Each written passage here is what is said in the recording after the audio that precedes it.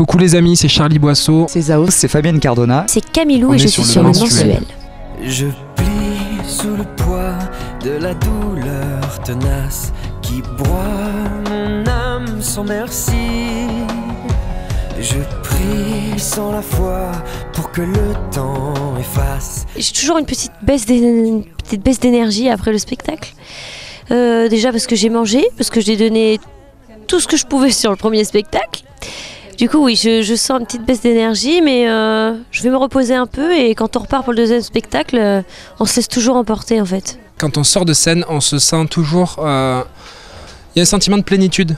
Le fait d'avoir reçu tous les applaudissements du public et aussi la satisfaction d'avoir réussi un show. Alors des fois c'est pas souvent le cas, on parle en tout cas, je parle de moi, des fois on n'est pas souvent convaincu de ce qu'on a fait et c'est normal parce que c'est jamais la même chose, on essaie toujours d'évoluer et de donner des choses différentes au public parce que lui aussi nous donne toujours quelque chose de différent en fonction des shows.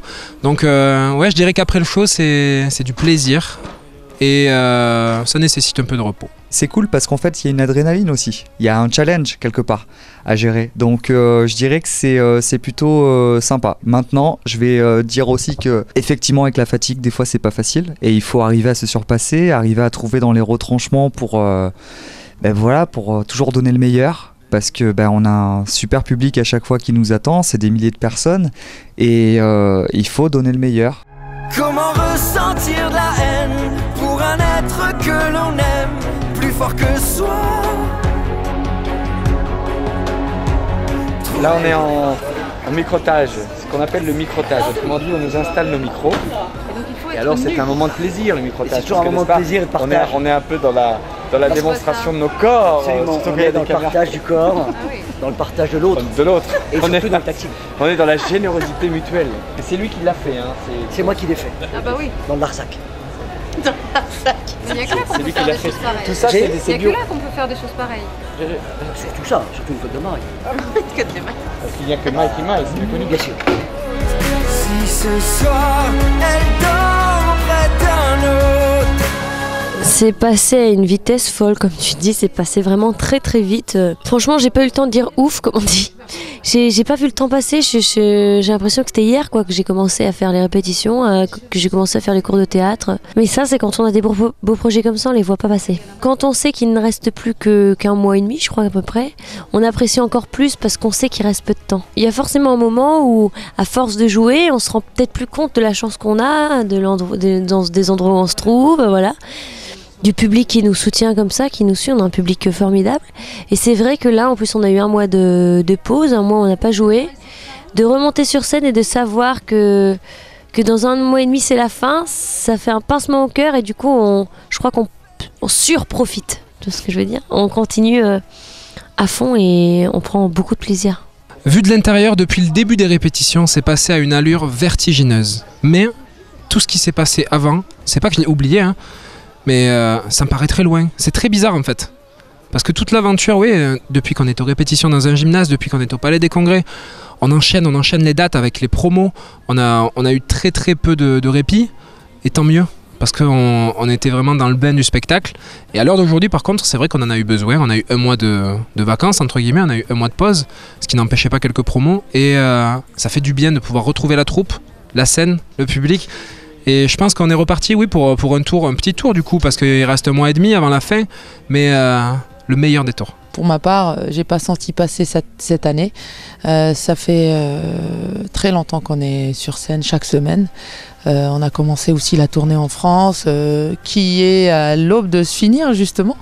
Et ça passe très très vite, extrêmement vite, peut-être trop vite, parce que je commence à appréhender la fin un petit peu. Il y a eu des moments, ça a été long quand même, notamment les répétitions. Quand tu travailles 2 mois, pratiquement 7 jours sur 7, tu comptes plus les heures. Il y a des moments, tu rentres chez toi, tu fais... voilà, tu souffles et tu te dis, ok, demain c'est reparti, il faut que je m'accroche, il faut que je donne tout. Parce que voilà, après, moi je suis comme ça, je peux pas faire les choses à moitié. Je donne à fond, sinon je donne pas, ça m'intéresse pas. Salut.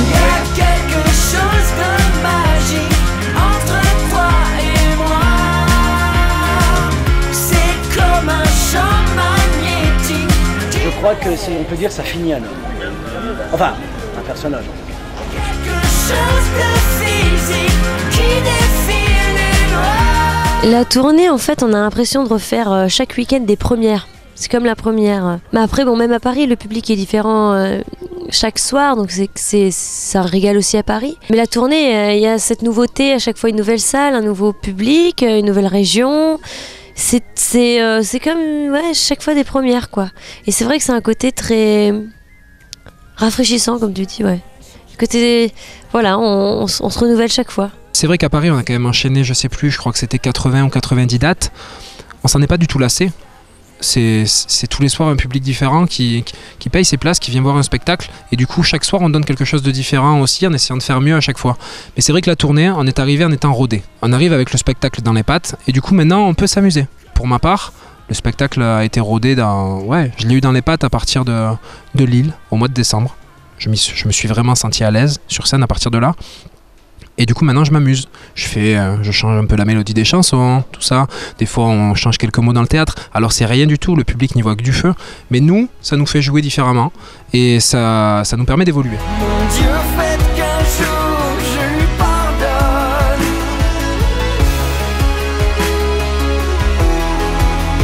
Car c'est elle qui a fait de moi un homme.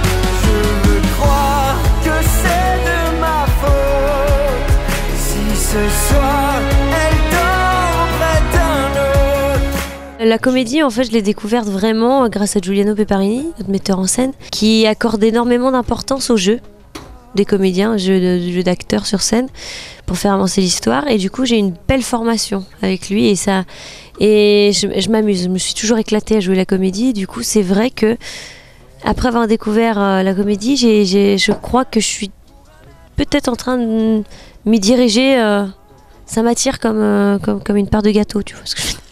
C'est vrai que pour aborder un rôle, il y a besoin de se remettre en question déjà soi-même, je dirais, faire un peu l'état des lieux de ok, moi je suis comme ça, je suis comme ça, je suis comme ça dans ma personnalité, et le rôle il est comme ça, comme ça, comme ça. Donc quelles vont être les ficelles, quels vont être les moyens de pouvoir accéder aux bonnes émotions du rôle. Et puis après, il y a, je sais pas, il y a un espèce de truc qui se fait, une magie qui opère, et là ça y est. Tu trouves ce qui est bon.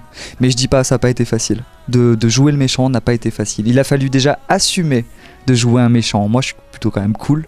Je veux dire, je suis très sympa, je suis loin d'être un méchant.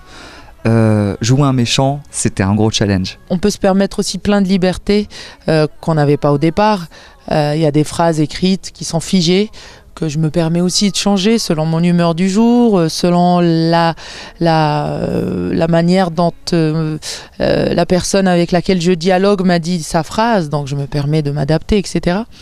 Donc ça s'appelle jouer, tout simplement, alors qu'avant j'étais plus dans la citation, oui, mais avec quand même de l'émotion, mais j'étais fidèle à ce qu'on avait appris en atelier de théâtre, etc., à tous les conseils qu'on avait reçus de tous nos coachs.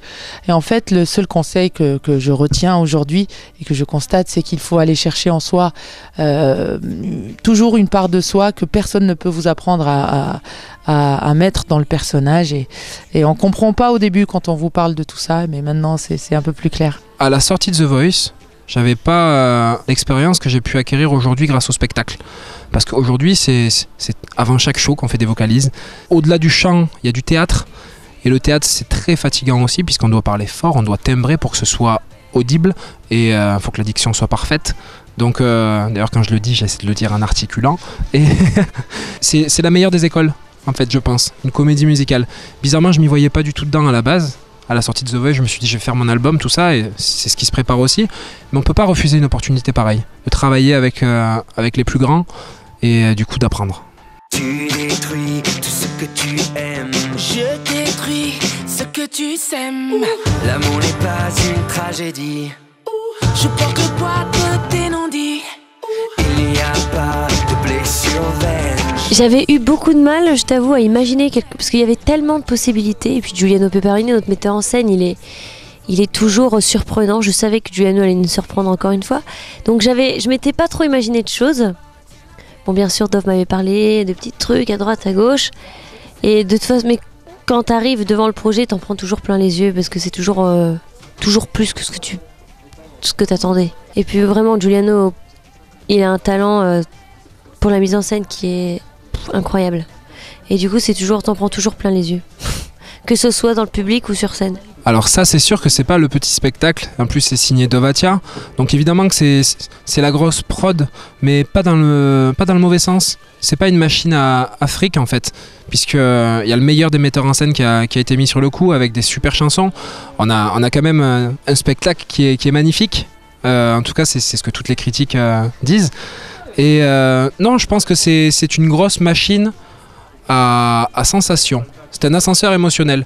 Je vois en tout cas, nous sur scène, on passe du rire aux larmes, tout en chantant, tout en combattant. Et je pense que le public aussi le reçoit. Aujourd'hui, être là dans ce spectacle, c'est quand même énorme. Et ça, faut se le rappeler, tu vois. Continuellement, de se dire, j'ai quand même une putain de chance d'être là, quoi. Donc, c'est cool.